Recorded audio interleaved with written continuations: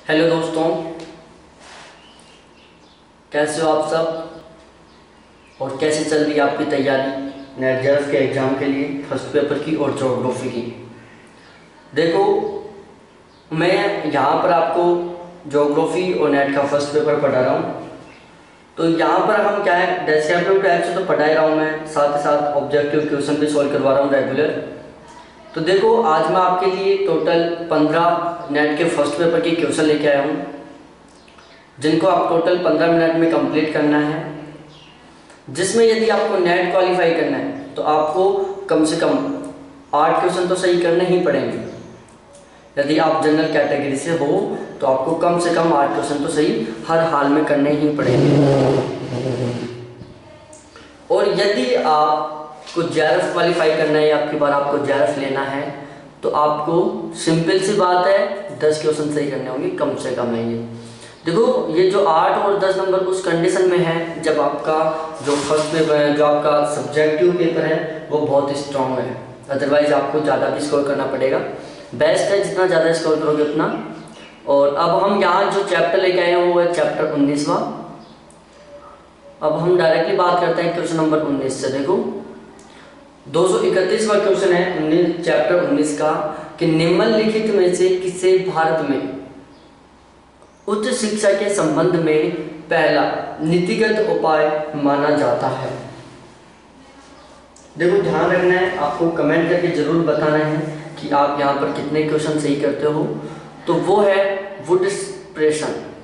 Option number A बिल्कुल correct है यहाँ पर, वुड प्रेशन। उसके बाद क्वेश्चन नंबर 2 है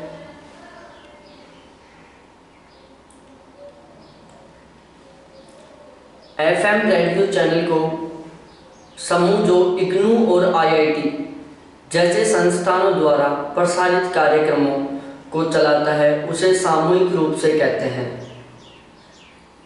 ऑप्शन ए, बी और सी और डी, ये टोटल 4 ऑप्शन दिए हुए हैं यहाँ पर। आपको यहाँ पर करेक्ट आंसर का पता चलाना है कि करेक्ट आंसर क्या है। तो देखो, यहाँ पर जो करेक्ट आंसर है वो है ऑप्शन नंबर सी, ज्ञानवाणी।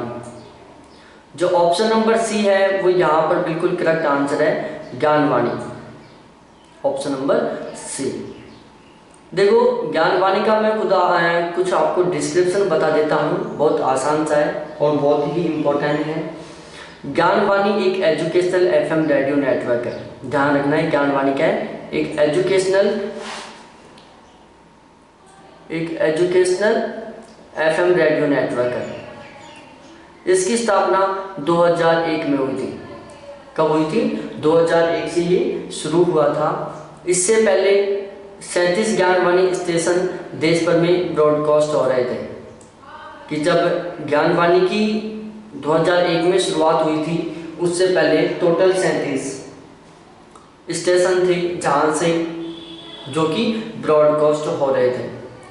जो इग्नू के वाइस चांसलर हैं उनका नाम क्या है? प्रोफेसर रविंद्र कुमार। कि इग्नू के जो वाइस चांसलर हैं प्रोफेसर रविंद्र कुमार, उन्होंने घोषणा की है कि जल्द ही स्टेशनों की जो संख्या है वो 37 से बढ़ाकर 56 कर दी जाएगी। क्या है कि जो वाइस चांसलर हैं इग्नू के, उन्होंने प्रोफेसर रविंद्र कुमार जी ने अनाउंसमेंट कर दिया है कि जो स्टेशनों की संख्या है उसको बढ़ाकर 37 से 56 कर दिया जाएगा। उसके बाद नेक्स्ट क्वेश्चन पर चलते हैं हम। 233वां क्वेश्चन है डेस्कटॉप प्रकाशन हेतु आमतौर पर किस प्रिंटर का इस्तेमाल किया जाता है? डेस्कटॉप प्रकाशन हेतु ऑप्शन ए है डेजी वहील। क्या है? Daisy wheel. दूसरा है इंकजेट प्रिंटर, तीसरा है लेजर प्रिंटर और चौथा है dot matrix printer. Dot matrix printer. तो यहां पर जो इसका करेक्ट आंसर है वो है ऑप्शन नंबर सी। जो ऑप्शन नंबर सी है वो यहां पर इसका बिल्कुल करेक्ट आंसर है।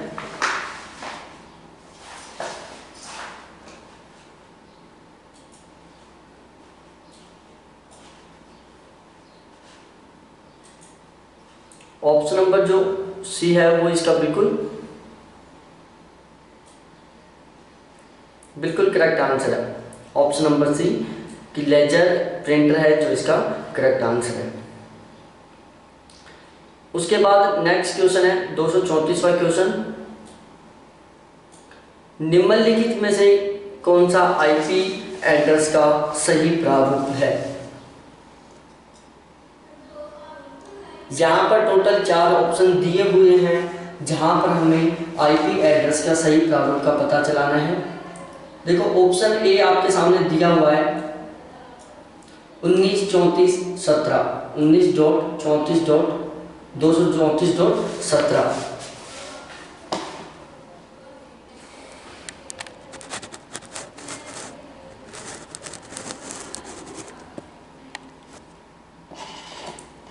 और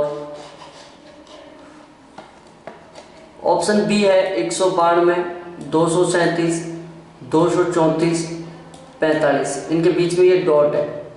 ऑप्शन सी है 302.104.256.45 और ऑप्शन डी है 9.144.512.601। तो ये यहाँ पर टोटल 4 ऑप्शन हैं और हमें यहाँ पर आईपी एड्रेस के सही प्रारूप का पता चलाना है। तो जो आईपी एड्रेस का सही प्रारूप है वो यहाँ पर है option number B. Option B यहाँ पर बिल्कुल करेक्ट आंसर है।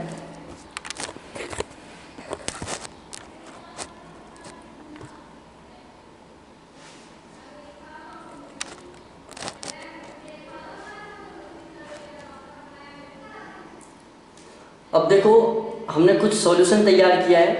देखो आईपी एड्रेस, जो आईपी एड्रेस है इसका फुल फॉर्म है इंटरनेट प्रोटोकॉल एड्रेस। क्या है? Internet protocol address. यह एक यूनिक एड्रेस है। जो इंटरनेट प्रोटोकॉल एड्रेस है वो एक यूनिक एड्रेस है। आईपी एड्रेस में टोटल 0 से 255 तक की कुल 256 अंक शामिल होते हैं। जो आईपी एड्रेस होता है उसमें 0 से और 255 तक के टोटल 256 अंक शामिल होते हैं। आईपी एड्रेस के कुल 4 भाग होते हैं। जो आईपी एड्रेस होता है इसके टोटल 4 भाग होते हैं। चारों भाग एक दूसरे से डॉट के द्वारा अलग रहते हैं। किसके द्वारा? डॉट के द्वारा अलग रहते हैं। उसके बाद यदि एग्जाम्पल की बात की जाए तो देखो इसके कुछ मैंने एग्जाम्पल बताए आपको जिससे आप और भी इसको बेस्ट तरीके से समझ पाओ। तो देखो इसके कुछ एग्जाम्पल्स हैं। ये टोटल यहाँ पर 3 एग्जाम्पल हैं और तीनों एग्जाम्पल बिल्कुल अलग अलग प्रकार के हैं। पहला है जो बिल्कुल करेक्ट है, आईपी एड्रेस का एक सही प्रारूप है 123.12.144.230। तो ये यहाँ पर क्या है? ये यहाँ पर बिल्कुल करेक्ट आंसर है क्योंकि ये यहाँ पर बिल्कुल सही प्रारूप है। और इसके अलावा जो नेक्स्ट ऑप्शन है 144, 260, 108.9 और 139, ये क्या है? ये यहाँ पर इसका गलत प्रारूप है। अब ये गलत प्रारूप क्यों है? देखो जो ऑप्शन बी है, जो एग्जाम्पल दूसरा है उसमें 144 है, फिर 260 है। देखो 144 फिर डॉट 260 फिर 189 फिर डॉट फिर 139 और ये यहाँ पर गलत है। अब देखो हमारे दिमाग में क्वेश्चन आया होगा कि ये क्यों गलत है। इसकी जो सभी संख्याएं हैं वो 0 से 256 के बीच में नहीं है क्योंकि 255 से बड़ा है। किससे बड़ा है? 255 से बड़ा है। तो यहाँ पर इस क्वेश्चन का गलत होने का एक तो कारण क्या है? 260 है क्योंकि ये 255 से बड़ा है और दूसरा यहाँ पर डॉट नहीं है। क्या है? यहाँ पर डॉट नहीं है। और जबकि यदि आपको आईपी एड्रेस का सही प्रारूप देखना है तो चारों के चारों अंक डॉट के द्वारा अलग होने ही चाहिए। उन चारों अंकों के बीच में डॉट को यूज किया जाना चाहिए। उसके बाद जो नेक्स्ट क्वेश्चन है, जो नेक्स्ट एग्जाम्पल है, वहाँ पर 257 है। यहाँ ये इसकी वजह से गलत है क्योंकि ये भी 255 से बड़ा है। तो ये था इसका सॉल्यूशन। उसके बाद जो 235वां क्वेश्चन है, हमें यहाँ पर इसको मिलान करना है। आपके बिल्कुल सामने है, एक साइड लिस्ट फर्स्ट है और एक साइड लिस्ट सेकंड है। लिस्ट फर्स्ट को लिस्ट सेकंड से मिलाना है और यहाँ पर क्या करेक्ट आंसर आएगा। तो देखो, आप एक बार इसका आंसर सजेस्ट कर लो। लिस्ट फर्स्ट में गूगल क्रोम है, फायरफॉक्स है, ओपेरा है, माइक्रोसॉफ्ट एज है। लिस्ट सेकंड में ये कब शुरू हुए थे? 2005, 2008, 2015 और 1995 में। और नीचे टोटल 4 ऑप्शन दिए हुए हैं जहां से आपको इसका करेक्ट आंसर पता चलाना है। तो देखो, अब हम डायरेक्टली बात करते हैं। जो ये क्वेश्चन है, इसका करेक्ट आंसर है ऑप्शन नंबर सी। क्या है? ऑप्शन नंबर सी है जो इसका बिल्कुल करेक्ट आंसर है। अब देखो, यहाँ पर ये करेक्ट किस तरीके से है, हमें इसका मिलान करते हैं। जो गूगल क्रोम है वो संबंधित है 2008 से, फायरफॉक्स संबंधित है 2002 से। जो फायरफॉक्स है वो संबंधित है 2002 से। सॉरी, ये थोड़ा सा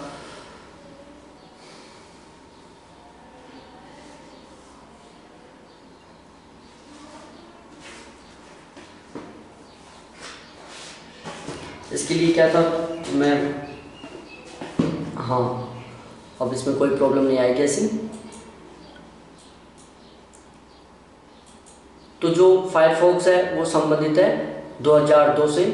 जो ओपेरो है वो संबंधित है 1995 से। और जो माइक्रोसॉफ्ट एज है वो संबंधित है 2015 से। तो इनका जो ये मिलान है वो बिल्कुल करेक्ट है। अब हम आगे बात करते हैं क्वेश्चन नंबर 236 के ऊपर। कंप्यूटर में आज की मान किससे संबंधित है? कि जो कंप्यूटर में आज की मान है वो किससे संबंधित है, हमें यहाँ पता चलाना है।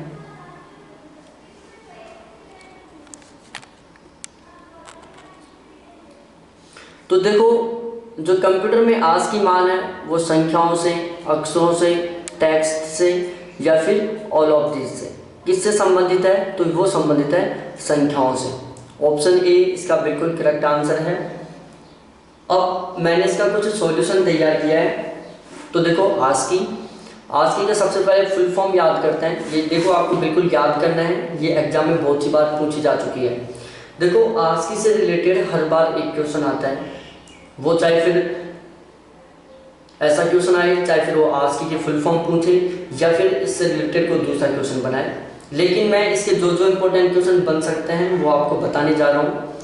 देखो, सबसे पहले है आस्की। इसका फुल फॉर्म है American standard code for information interchange. ये है इसका फुल फॉर्म। उसके बाद है आस्की कंप्यूटर में उपयोग करने के लिए वन इनकोड करने का एक मानक है। जो आस्की है वो कंप्यूटर में उपयोग करने के लिए वन इनकोड, क्या है? वन है, ध्यान से पढ़ना, वन इनकोड करने का एक मानक है। यह अंग्रेजी वर्णमाला के क्रम के अनुसार व्यवस्थित है। जो आस्की है वो अंग्रेजी वर्णमाला के क्रम के अनुसार व्यवस्थित है। आस्की में कुल टोटल 256 कोड होते हैं, जिनमें एक होता है मानक आस्की कोड जो कि 0 से 127 तक होता है, और दूसरा होता है परिवर्धित आस्की कोड जो कि 128 से 256 तक होता है। कि जो आस्की होता है उसमें कुल 256 कोड होते हैं, जिसमें जो मानक आस्की कोड है वो 0 से 127 तक होता है, और जो परिवर्धित आस्की कोड है वो 128 से 256 तक होता है। उसके बाद इसकी जो तीसरी महत्वपूर्ण बात है वो है आस्की में प्रत्येक अंक, अक्षर और संकेत को 8 बिट स्थान द्वारा दर्शाया जाता है। यदि आपको आस्की में कोई भी अक्षर, कोई भी अंक या कोई भी संकेत लिखना है तो उसके लिए आपके पास 8 बिट का स्टोरेज होना बहुत ज़रूरी है। दूसरे शब्दों में मैं बता सकता हूँ कि आस्की में यदि आप कोई भी कैरेक्टर लिखते हो, कोई भी अक्षर, अंक या संकेत लिखते हो तो वो 8 बिट की स्टोरेज कैपेसिटी लेता है। उसकी जो स्टोरेज कैपेसिटी होती है वो 8 बिट की होती है और इन 8 स्थानों पर ओनली 0 और 1 की संख्या ही लिखी जाती है। और जो ये 8 बिट की स्थान, जो 8 बिटों का जो स्थान होता है वहाँ पर 0 1 ये दोनों संख्या ही लिखी जाती हैं। आज की एक अमेरिकन कंपनी ANSI, एक अमेरिकन कंपनी है ANSI, अमेरिकन राष्ट्रीय मानक संस्था के द्वारा विकसित किया गया था।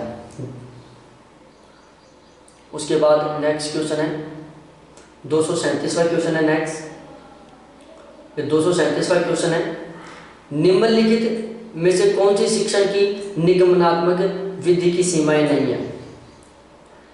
निगमनात्मक विधि की सीमाएं नहीं है तो यहाँ पर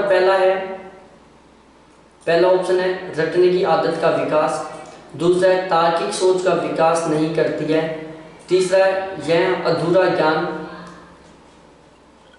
और अस्पष्ट विचार प्रदान करती है, और चौथा है यह धीमी प्रक्रिया है और इसमें बहुत समय लगता है। ये आपके पास टोटल 4 ऑप्शन हैं।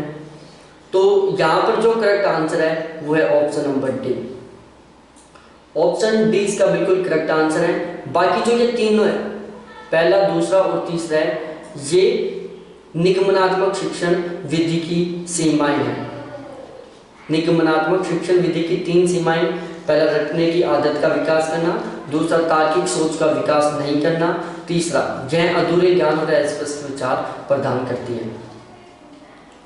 अब हम इसका कुछ सॉल्यूशन पढ़ लेते हैं। देखो, निगमनात्मक विधि छात्रों के सामने नियमों या परिभाषाओं को रखने और इसके बाद प्रयोगों और अवलोकनों की सहायता से उन्हें सत्य सिद्ध करने पर केंद्रित है। दूसरा है आगमनात्मक विधि। जो आगमनात्मक विधि है इसमें पहले प्रयोगों व अवलोकन का उपयोग किया जाता है। जो आगमनात्मक विधि है इसमें सबसे पहले क्या किया जाता है? प्रयोग किया जाता है एवं अवलोकन किया जाता है और फिर उसके बाद व्यापकीकरण पर पहुंचा जाता है। मतलब जो आगमनात्मक विधि होती है इसमें पहले प्रयोग एवं अवलोकनों का उपयोग किया जाता है, फिर व्यापीकरण पर पहुंचती है। उसके बाद आगमनात्मक विधि यह एक धीमी विधि है। जो आगमनात्मक विधि है वो एक धीमी विधि है, जबकि जो निगमनात्मक विधि है वो एक तीव्र विधि है। उसके बाद नेक्स्ट क्वेश्चन है 238वां। ये 238वां क्वेश्चन है जहाँ पर हमें आपस में मिलान करना है कि कौन सा सही सुमेलित है। और लिस्ट फर्स्ट आपको दिख रही है, ये रही लिस्ट फर्स्ट और ये रही लिस्ट सेकंड। हमें बिल्कुल इनका मिलान करना है। लिस्ट फर्स्ट में है एप्टीट्यूड टेस्ट, प्रवीणता परीक्षा, उपलब्धि टेस्ट और नैदानिक परीक्षण। लिस्ट सेकंड में है यह सीखने के क्षेत्र की पहचान करने में मदद करता है जिससे छात्र को कुछ उपाय या सुधार की आवश्यकता होती है। दूसरा है यह परीक्षण कुछ कार्य के लिए संभावित प्रतिभा की पहचान करने में मदद करता है। तीसरा है यह आमतौर पर पाठ्यक्रम के अंत में किया जाता है। और चौथा है यह परीक्षण छात्र की सामान्य क्षमता का आकलन करता है। और ये इसके टोटल 4 ऑप्शन हैं जिनको आपस में हमें सुमेलित करना है कि कौन सा सही सुमेलित है यहाँ पर। तो देखो, जो क्वेश्चन नंबर 238 है इसका सही सुमेलित रूप देखा जाए तो इसका जो करेक्ट आंसर है वो है option number D. Option number D इसका बिल्कुल करेक्ट आंसर है। तो डी के अकॉर्डिंग हम मिलाएंगे जो प्रवीणता है, जो एप्टीट्यूड टेस्ट है उसको हम मिलाएंगे ऑप्शन नंबर सेकंड से कि यह परीक्षण कुछ कार्य के लिए संभावित प्रतिभा की पहचान करने में मदद करता है। उसके बाद जो प्रवीणता परीक्षा है उसको हम मिलाएंगे ऑप्शन नंबर 4 से कि यह परीक्षण छात्र की सामान्य क्षमता का आकलन करता है। उसके बाद जो सी है उपलब्धि टेस्ट, इसको हम मिलाएंगे आमतौर पर पाठ्यक्रम के अंत में लिया जाता है। जो उपलब्धि टेस्ट होता है यह पाठ्यक्रम के अंत में लिया जाता है। और लास्ट है ऑप्शन नंबर डी, इसको हम मिलाएंगे नैदानिक परीक्षण से। और नैदानिक परीक्षण संबंधित है कि यह सीखने के लिए क्षेत्र की पहचान करने में मदद करता है जिससे छात्र को कुछ उपाय या सुधार की आवश्यकता होती है। अब हम नेक्स्ट क्वेश्चन पर बात करते हैं। 239वां क्वेश्चन है। यहाँ पर भी हमें क्या करना है, मिलान करना है। एक साइड लिस्ट फर्स्ट है और दूसरी साइड लिस्ट सेकंड है। तो देखो लिस्ट फर्स्ट में स्मृति स्तर है, समझ स्तर है और चिंतन स्तर, और लिस्ट सेकंड में उनकी विशेषताएं दी हुई हैं जिनको आपस में हमें सम्मिलित करना है। आप क्वेश्चन को आराम से धीरे धीरे पढ़ो। देखो जो फर्स्ट कथन है उसमें सेकंड और थर्ड इनको हमें आपस में मिलान करना है। तो जो 239वां क्वेश्चन है इसका जो करेक्ट आंसर है, देखो ये इसके 4 ऑप्शन है जिनको हमें सम्मिलित करना है। तो इसका जो करेक्ट आंसर है वो है ऑप्शन नंबर डी। डी के अकॉर्डिंग हमें क्या करना है कि जो स्मृति स्तर है, स्मृति स्तर को हमें मिलाना है किससे, तथ्यों व सूचनाओं की प्रस्तुति, तथ्यों व सूचनाओं की प्रस्तुति। उसके बाद जो समझ स्तर है इसको हमें मिलाना है सिद्धांतों एवं तथ्यों के बीच संबंधों को समझा रहा है। जो समझ स्तर है वो सिद्धांतों और तथ्यों के बीच संबंध को समझाता है। उसके बाद है चिंतन स्तर। चिंतन स्तर समस्या की पहचान, इसे परिभाषित करने और इसका समाधान खोजने पर जोर दिया जाता है। तो इस तरीके से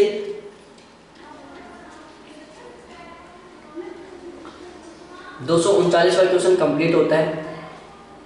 इसका ये सॉल्यूशन दिया हुआ है। शिक्षण का स्मृति स्तर जिसको हम memory level of teaching, English में बोलते हैं memory level of teaching, MLT।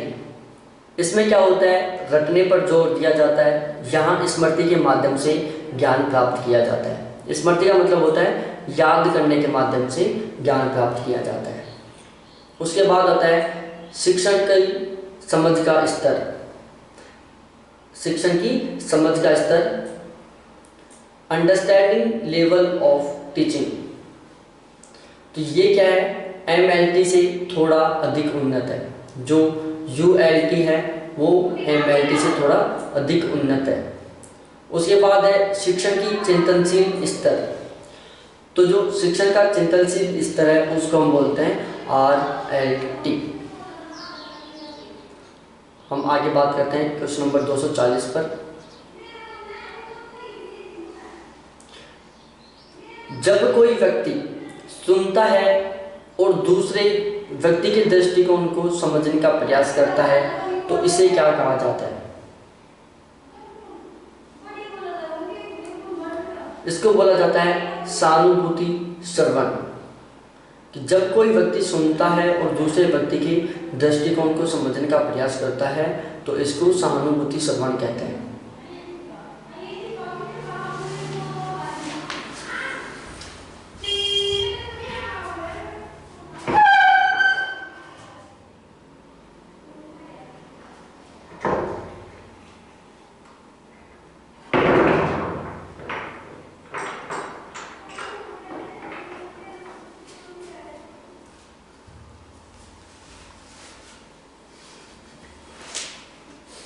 तो देखो सबसे पहले हम जो सक्रिय श्रवण है उसके बारे में पढ़ लेते हैं।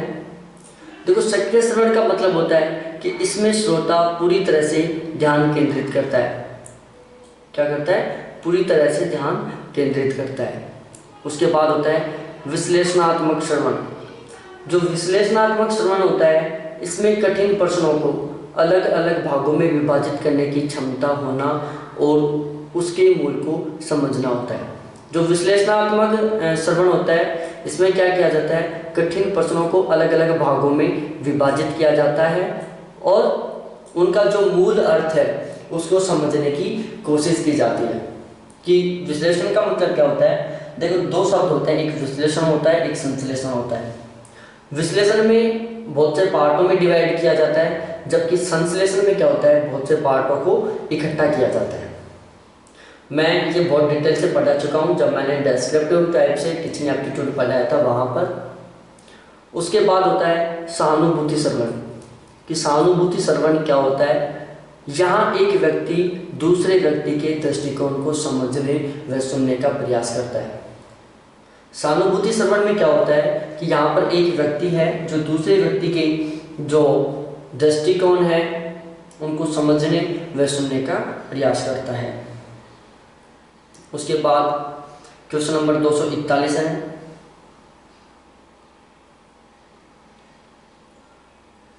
तो जो क्वेश्चन नंबर 241 है उसमें हम डिस्कस करते हैं, एक है अभिकथन और दूसरा है कारण।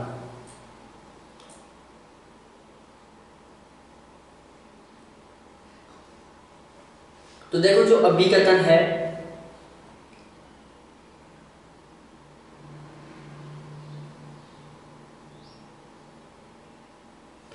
तो अभिकथन बेहतर कक्षा प्रबंधन का एक महत्वपूर्ण पहलू कक्षा के बाद परामर्श है। बेहतर कक्षा प्रबंधन का एक महत्वपूर्ण पहलू कक्षा के बाद परामर्श है। उसके बाद है कारण। यह छात्र की बुद्धिमत्ता को बढ़ाने में मदद करता है। और यहाँ पर आपको बिल्कुल 4 ऑप्शन दिए हुए हैं कि दोनों कथन सही हैं, लेकिन आर एक ही व्याख्या नहीं करना, आर एक ही व्याख्या करता है। दोनों कथन सही हैं लेकिन आर एक ही व्याख्या नहीं करता है। ए सही है और आर गलत है, और आर गलत है, ए सही है। तो इस तरीके से 4 ऑप्शन हैं। चारों में से हमें करेक्ट आंसर का पता चलाना है। तो यहाँ पर जो करेक्ट आंसर है वो है ऑप्शन नंबर सी, कि जो पहला कथन है वो तो बिल्कुल सही है यहाँ पर, और जो दूसरा कथन है वो बिल्कुल गलत है कि यह छात्र की बुद्धिमत्ता को बढ़ाने में मदद करता है। ये यहाँ पर गलत है।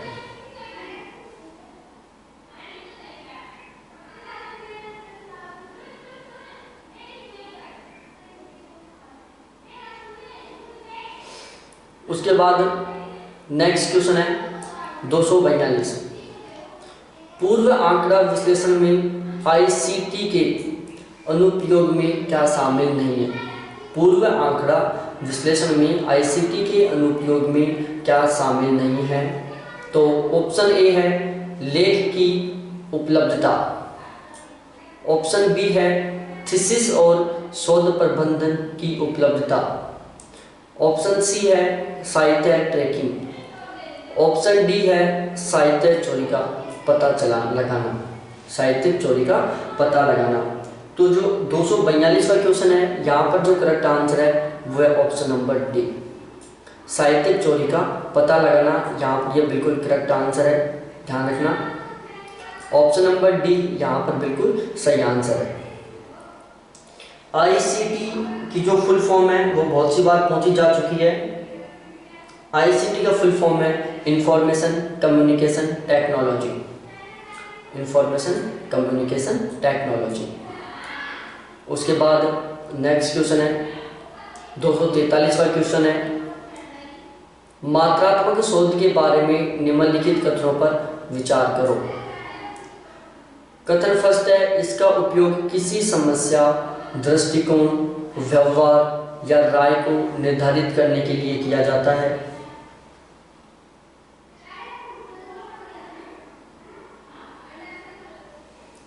यह आगमनात्मक अनुसंधान के समान है। यह सामान्य से विशिष्ट तक जाता है।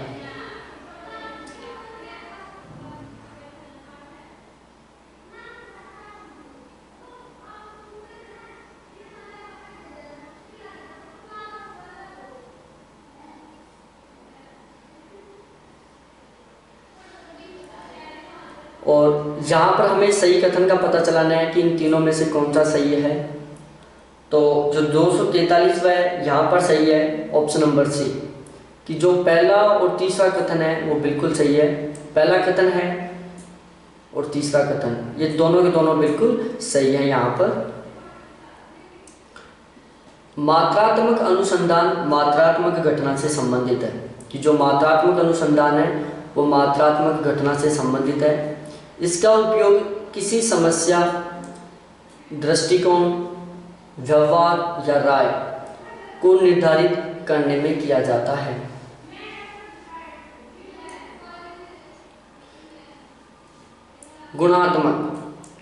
गुणात्मक अनुसंधान में प्रेरक अनुसंधान, का उपयोग करता है कि जो गुणात्मक अनुसंधान है इसमें प्रेरक अनुसंधान का उपयोग किया जाता है। उसके बाद 244वां क्वेश्चन है, संभाव्यता प्रतिचयन में शामिल है। ऑप्शन ए है, कथन ए है सरल यादृच्छिक प्रतिचयन, दूसरा है स्थिरीकृत यादृच्छिक प्रतिचयन, तीसरा है उद्देश्यपूर्ण प्रतिचयन और चौथा है क्लस्टर प्रतिचयन। और यहाँ पर ये टोटल 4 ऑप्शन दिए हुए हैं, फर्स्ट, सेकंड, ए, बी, सी और डी।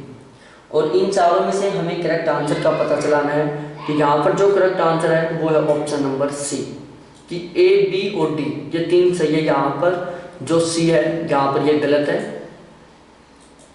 तो यहाँ पर ये सी तो गलत है और ए और बी और डी ये तीनों के तीनों बिल्कुल सही हैं।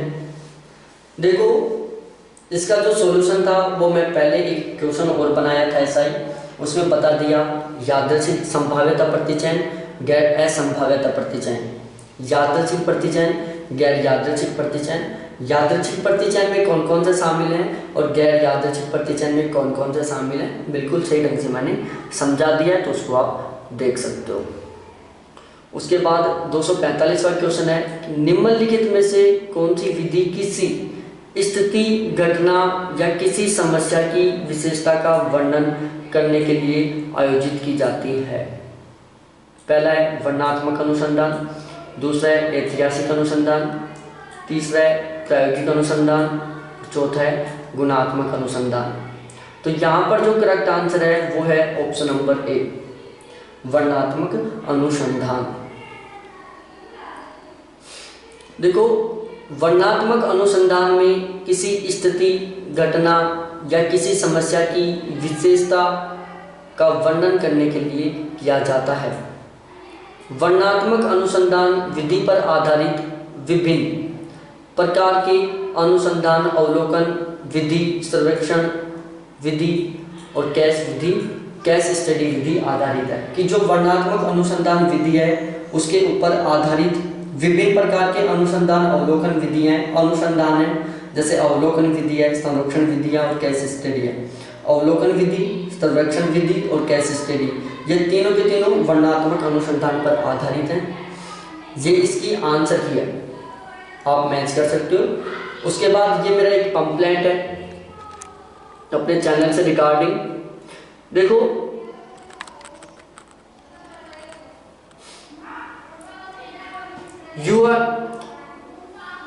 देखो इस चैनल के ऊपर मैं नेट जरा फर्स्ट पेपर और ज्योग्राफी दोनों की सिस्टमेटिक ढंग से क्लासेस चला रखा हूँ। आप मेरे ज्योग्राफी और फर्स्ट पेपर की दोनों की डेस्क्रिप्टिव, ऑब्जेक्टिव दोनों तरीके की क्लास ज्वाइन कर सकते हो। तो आप यदि मेरे सभी प्रैक्टिस क्वेश्चनों की विद फुल डिस्क्रिप्शन ज्योग्राफी और फर्स्ट पेपर दोनों की मैं यहाँ पर प्रैक्टिस क्वेश्चन सॉल्व करवाता हूँ। और यदि आप इन दोनों के प्रैक्टिस क्वेश्चनों को लेना चाहते हो, इनकी PDF लेना चाहते हो, तो मेरे कॉन्टैक्ट नंबर हैं 7891350470। इनके ऊपर आप मेरे से कांटेक्ट कर सकते हो, जहाँ पर मैं आपको ये सभी प्रोवाइड करवाऊँगा। इसके अलावा एक मेरा व्हाट्सएप ग्रुप है, फर्स्ट पेपर का अलग से है और ज्योग्राफी का अलग से है। आप मेरे इन व्हाट्सएप ग्रुप में ऐड हो सकते हो, जिनके कॉन्टैक्ट नंबर हैं 7891350470। इसके साथ साथ जो मेरे ये व्हाट्सएप ग्रुप है, इनका टारगेट है कि आपका 75% प्लस का स्कोर हो। देखो मैं जब पढ़ाता हूँ 2 रूल फॉलो करता हूँ। जब मैं पढ़ता था तब 2 रूल फॉलो करता था, उन्हीं दोनों रूलों को मैं फॉलो कर रहा हूँ जब मैं पढ़ाता हूँ। पहला रूल है पहले एग्जाम पास करो, नॉलेज जिंदगी भर बढ़ाते रहना। दूसरा रूल है सिलेक्टेड कंटेंट पढ़ोगे तो एग्जाम टॉप करोगे और अनसेलेक्टेड कंटेंट पढ़ोगे तो एग्जाम फेल करोगे। Bye Ajay sir. तो थैंक्स देखने के लिए। वीडियो अच्छा लगा होगा तो वीडियो को लाइक करो, कमेंट करो। चैनल के ऊपर नए हो तो इस चैनल को सब्सक्राइब करके बेल आइकन को दबाओ, जिससे कोई भी वीडियो मिस ना कर पाओ। तो थैंक्स देखने के लिए। फिर मिलते हैं हम नेक्स्ट वीडियो के साथ। बाय।